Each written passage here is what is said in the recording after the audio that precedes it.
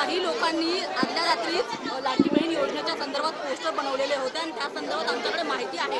त्याच्यामुळे हे सगळं जे घडलं आज ते सगळं नियोजित होतं असं सुद्धा ते म्हणतात. मला असं वाटतं मलाही राजकारण ह्याच्यात करायचं नाही आहे. एका छोट्याशा आपल्या मुलीवर अन्याय झालेला आहे, अत्याचार झालेला आहे, याला जबाबदार पोलीस आहे एवढं मला म्हणायचं आहे. बाकी मी काय काही माणसं सोडण्यात आली या आंदोलनामध्ये कोणाची होती तपासावं, सरकार तुमचं आहे, कारवाई करा. वामन म्हात्रे तुमचा आहे का? वामन म्हात्रे आमचा आहे का?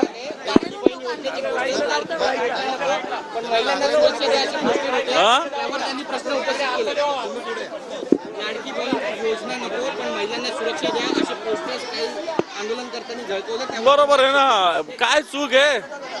जर या मुलीला लागलं आता ही म्हणते मला लाडकी बहीण नको मला संरक्षण द्या असं हिचं म्हणणं आहे का? या पोरींचं हेच म्हणणं आहे, या पोरींचं हेच म्हणणं आहे ना. योजना नको पण सुरक्षा पाहिजे आणि ज्याने बलात्कार केला आहे 4 वर्षाच्या मुलींवर त्याला फाशी झालीच पाहिजे. कारण त्याला फाशी झाली तर कुठे थांबेल हे सगळं? त्याला फाशी. चला सीपी कडे जाऊ आपण. सीपी देते. सर ऐकलात का? दुपारी शाळेकडे आम्ही आंदोलन. एक मिनिट बेटा, 3.5 वर्षाच्या मुलीवर अन्याय पॉलिटिकल मोटिवेटेड आहे का? 3.5 वर्षाच्या मुलीवर अन्याय झाल्याचं पोलीस स्टेशनमध्ये सांगितल्यानंतर 13 तास कंप्लेंट होत नाही, काय पॉलिटिकल मोटिवेटेड आहे का? एवढे आंदोलक आले, हे काय पॉलिटिकल मोटिवेटेड आहे का?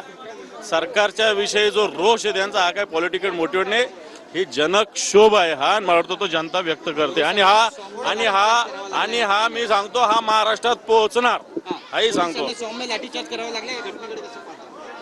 लाठीमार करण्याची गरज नाही पोलिसांना. जर 13 तास तुम्ही पोलीस स्टेशन मध्ये कंप्लेंट घेत नाही तर जनता जर उत्स्फूर्तपणे आंदोलनात उतरते तर लाठीचार्ज कशाला करता तुम्ही?